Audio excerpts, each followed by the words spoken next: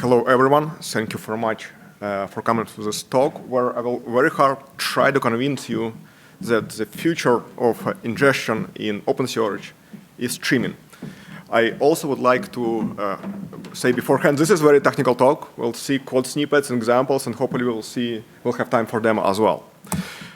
So to wake you up a little bit, I would like to start with a problem statement right away. We ingest massive amount of data in OpenSearch all the time. It's very convenient. It's the best way to pipe a lot of data as fast as possible. And we already have an API for it, right? It's called a bulk API, and people use it. So what's wrong with it? What's the problem? The problem is that this API is notoriously simple, but very difficult to use operationally. In live clusters, it always has some problems. For example, what should be the batch size of your bulk ingestion? How many bulk operations you can send at this moment of time? Should you use multiple threads in your client? Should you use one thread in your client? What if you get this too many requests exception? Error, excuse me. What to do with that? How to interpret it? And how anyone can actually understand when and how many is too many, and why it's now and not later on. Some of these questions could be answered in experimental way. So you go, for example, for a cluster, you do a couple of experiments, you figure out, okay, this is a batch size which I can use all the time, it doesn't break anything. But there is one very fundamental flaw with whole API design. It offloads all these details, sizing, adjustments to the users. And we think that the servers are actually in much better position to figure out what is better for a service right now at this moment of time.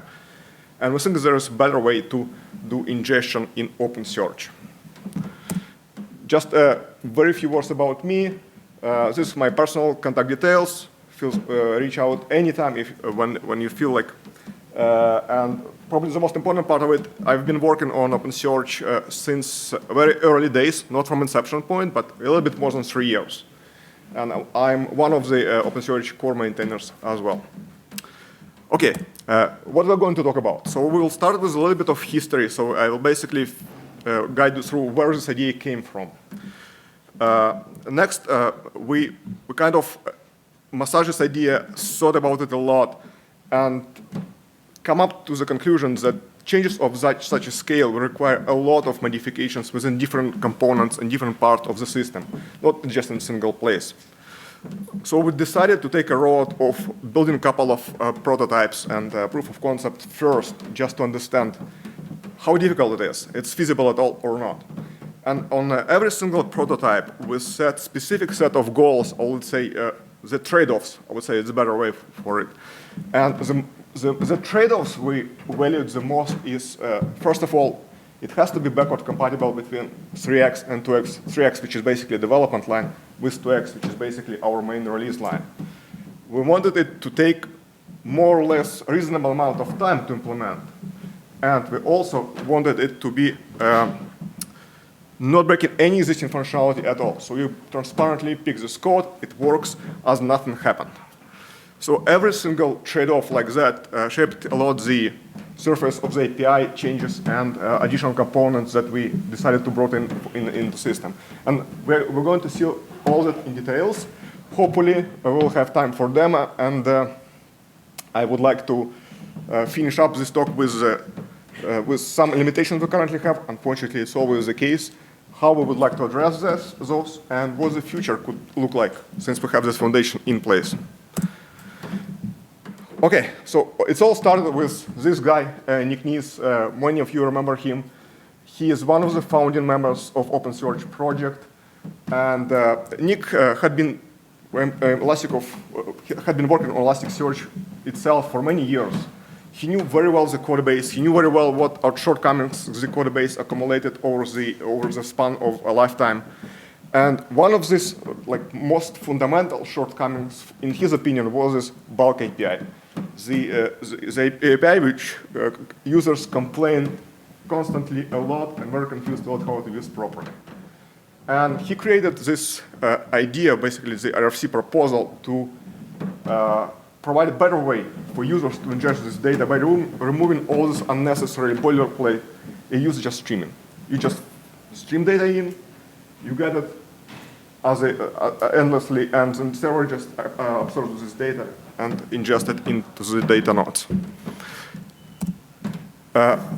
Next level, so we absorbed this idea when we decided, okay, let's figure out what we have to do. We started off with building several proof of concepts to figure out which exactly, like what part of the code we have to change and at what extent. The first roadblock we hit was related to default HTTP transport. It's a good plugin. We have default native 4 plugin implementation. It's pretty good, but it was never designed to be streaming-based. It was always request-response-based. Moreover, for mainline, for 3x line, we introduced HTTP2 support, but 2x release line was still using only HTTP 1.1. So the streaming capabilities were limited to only this specific protocol. We needed implementations that would work with both protocols transparently, so users on both like implementers on the server side and client side will never see this difference at all. The second large issue was how to make changes in core, in web public API, and core in a way that it won't break any existing functionality. Because if we do break it, people will be frustrated, and we as well would not reach our trade-off for our goals. And the last part basically was how to make it as compatible with all the service lines as seamlessly as possible. So the unexpected roadblock came up with security plugin, which was not at all related to streaming, was not at all planned. But when we started to implement the prototypes, we figured out that security plugin does not actually support any transport at all except default one. Just had hard-coded transport implementation. So we had to tackle this issue first and basically to implement make it security plugin aware that there is more than one transport. And with the help of security team, we introduced the security transport settings provider, which basically decouples security plugin from transports and provides the configuration for SSL TLS transports. We also introduced new endpoints to network plugin, which basically allows not contribute only the transports which right now are not secure, but also have a secure transport implementation. We moved all the code from security plugin to respective modules and plugins. This code belongs to. It basically means the transport modules. Except the transport neo plugin, the work is still there as we speak. We need to bring it up to the levels of other plugins. And we marked all these APIs or all these changes for now as experimental for only one reason. We were very focused on SSL TLS settings, on transport settings, and basically ignore all other aspects that secure transports may need in the future. So we kept this road open for future improvements. Okay, so let us talk about the most exciting part of it, the new transport layer. We figure out that changing NITI plugin, changing default transport is very, very difficult task to do. First of all, it's very risky because it can break anything and anywhere. And second of all, it will take a lot of time. We also figure out that we want the transport based on reactive streams implementations. We're a little bit late on this party because reactive streams is kind of old concepts already, but we figure out that this is the way to go. And embedding the reactive streams implementation into default transport was a very difficult job. We actually have to write everything from scratch. And we decided why we would do that. Because why we should do that? Because there are projects out there which supports exactly what we need. And one of these projects is Project Reactor, which has an ecosystem of sub-projects like Reactor NITI. It basically marries Project Reactor reactive stream implementation from a company which is now probably Broadcom, used to be VMware before, and NITI. So it basically has this marriage of two technologies together as a Reactor NITI. It has everything our standard plugin provides. We were really focused on HTTP engine first, But Reactor Unity also has TCP engine as well as all the clients for these both engines. It comes with HTTP 1 and 2 support out of the box. HTTP 3 is in development as well. We marked this plugin for now as experimental. It's already available, and you can install it. So the fair question to ask, is it the only choice of implementation we have? And definitely not. There are other projects out there which do exactly the same. For example, we've considered RxNeti, which unfortunately at this moment is absolutely dead. It's not developed anymore. Another very good choice is Eclipse Vertex. It's very, very active. It's proven to be very useful and very performant. However, the amount of changes to do just to integrate it as a new plugin was pretty big, and we decided that we actually were losing all our expertise with Niti as well. So we decided that Reactor Niti is a choice to go for us. So okay, so transport is out of the picture. Next one is how to handle the core changes in the REST handler and transport layer. And essentially, this is from a public API perspective, this is all the changes we have done, nothing else. The REST handler is getting new hook called support streaming, basically says true or false.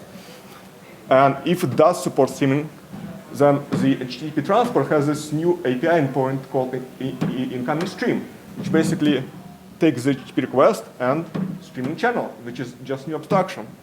And that's it. Why I'm mentioning these two APIs only, REST handlers are used by plugins and extension developers to basically bring new functionality to OpenSearch core. And abstract HTTP server transport is what plugin developers for transport plugins use to develop HTTP transport. That's it. Everything else is, there is definitely a lot under the hood, but everything else is hidden and never goes outside. For now, we will see a little bit later. I'm simplifying a little bit of things, but this is what it is.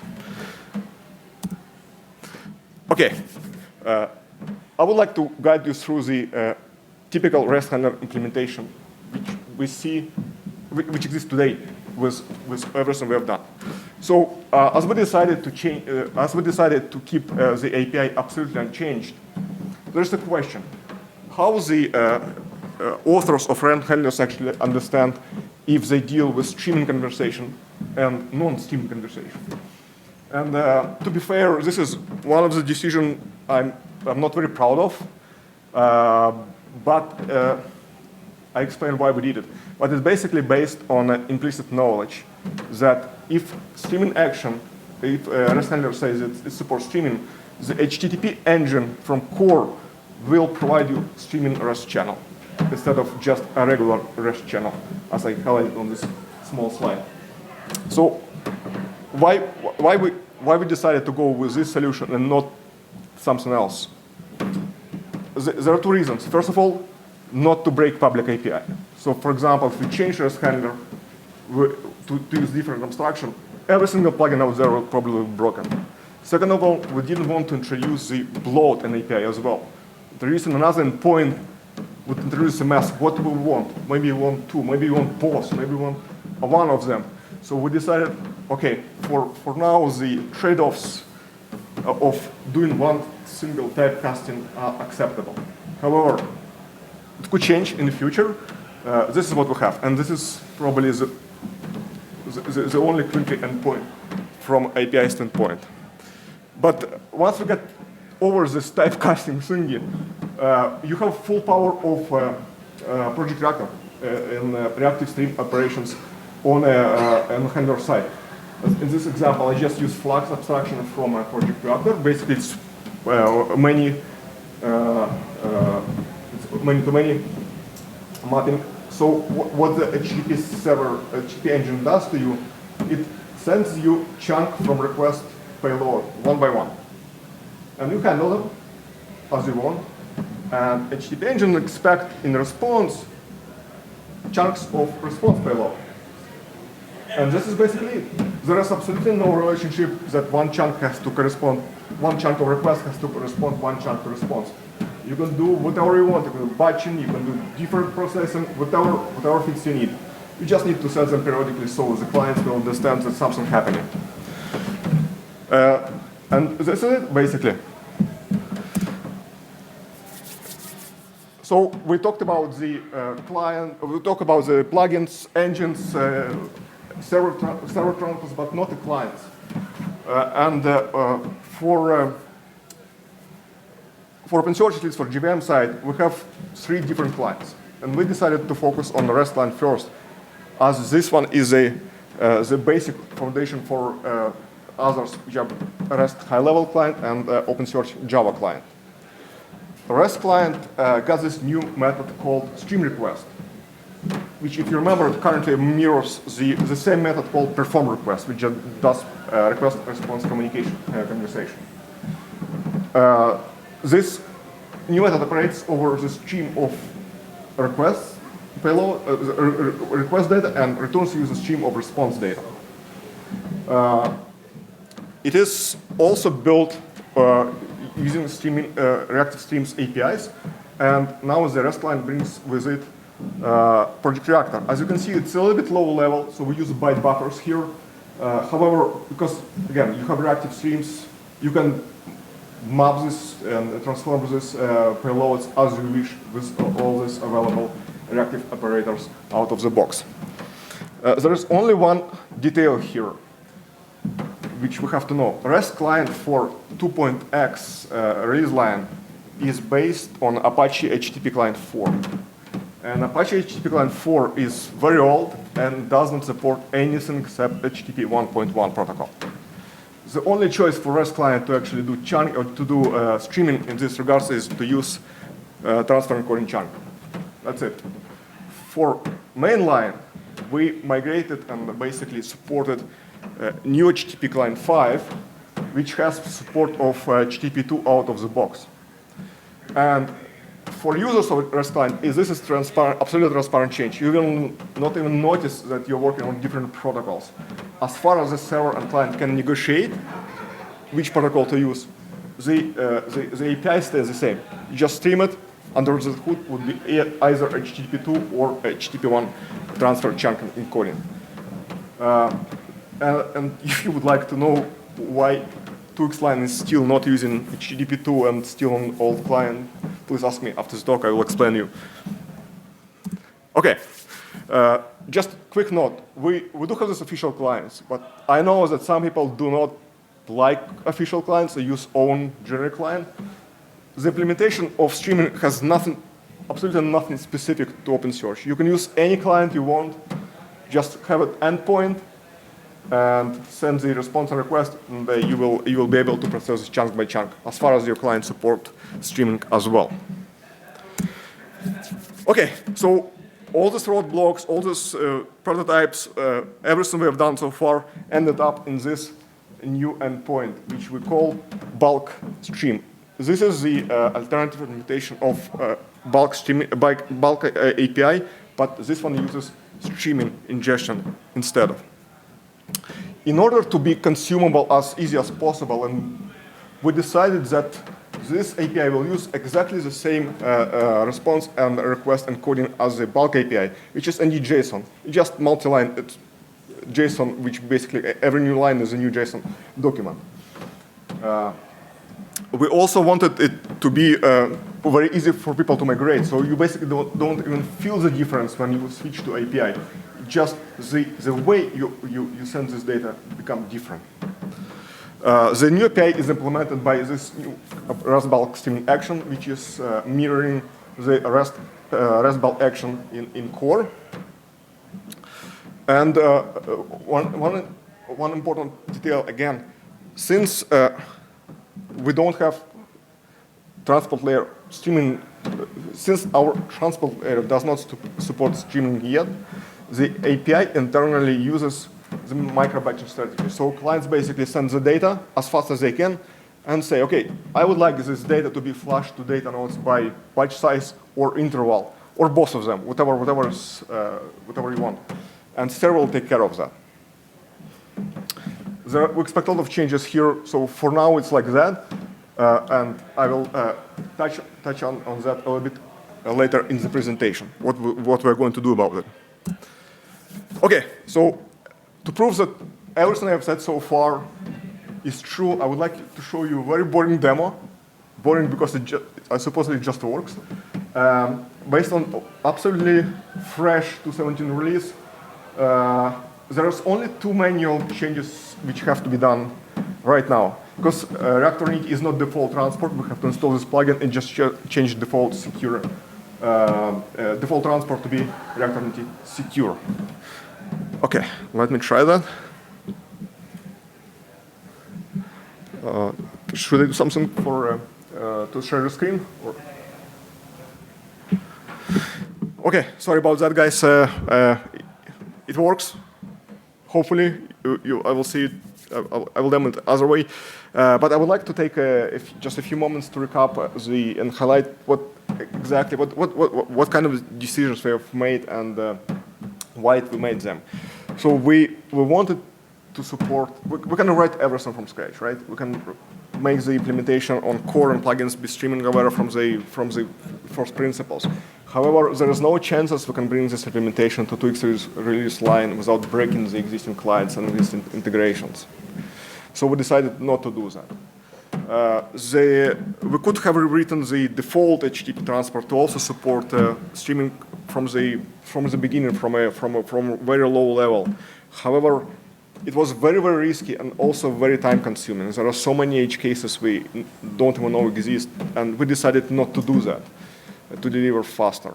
We could also not even rely on Project Reactor and just have our own reactive stream implementation. But again, it took years for projects like that to mature actually and be suitable for production use. So we decided not to do that. However, to say we never hard-coded anything. Like any single decision is still could be reversed and it's not set in stone. Please, if you see these gaps in implementation and if you have any feedback, please come to GitHub, to anywhere, the forum, and just help us to move this API to the state it should be for you to be used. And then, okay, this is the most interesting part of it. There are tons of issues. We have tons of planned work to do, and we hope this foundation we have established so far it's a good start for that. So first of all, we would like to do benchmarks.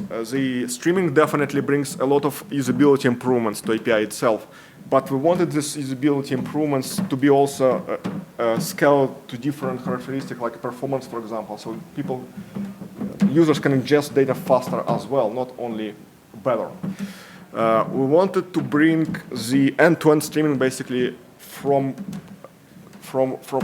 whole transport stack. So it means have streaming support on a transport protocol level. And we have all the means to do that. For now, the transport protocol is still based on request-response conversation. We also would like to minimize this memory. Sometimes we right now have to copy a lot of, not really a lot, but we have to copy data between internal NITI buffers to our own buffers. But we could eliminate that completely by using reference counting, which NITI basically supports out of the box. Streaming large documents is a little bit difficult right now because NITI has the settings for a maximum chunk size. It's changeable, configurable, but you have to tune it. You have to tune it. It's not automatic at the moment. There is a large amount of work going on introducing protocol buffers in OpenSearch. And with the premise of this work is that protocol buffers could be much more efficient serialization formats that our native serialization right now in a core. And if this is proven to be true, then we can bring the protocol buffers additionally or just replace any JSON with protobuf as well. Definitely, next steps would be to add more, add streaming support to more clients so they are aware of streams and it can be used in OpenSearch high-level client and OpenSearch Java client. Plus, definitely, we have very large ecosystem of clients which exist for many languages out there. And we would like to support Rust, Go, Ruby, Python, whatever. Interesting fact, I just got the bug today for a Go client. So someone started to implementing this in Go. It's taking off. It's very good. Taking it even further, so streaming is a foundation. And there are many technologies we can build on top of it. For example, what about the WebSockets endpoints?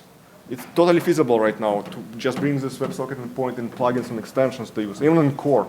Server-side events as well. It's totally feasible now. And you can go as exotic as, I don't know, like RSocket or something along these lines.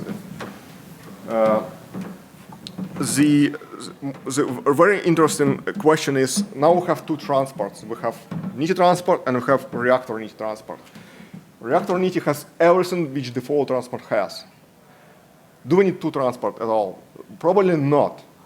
It would be probably a better idea to support only one of them. And we think that Reactor Niti is actually a very good choice for it. But we would like to prove everything with numbers before doing any switches. However, making it the default would be a future opportunity. If you've seen that we have a lot of interesting issues to work on, and if you feel thrilled about that, please come to the community, try to contribute, other feedback, just test it, write code examples, everything, documentation would be very appreciated. And I think this is everything I have for you guys at the moment. Sorry about the demo hiccup. I really wanted to show you that it works, but it did not share my screen. And thank you.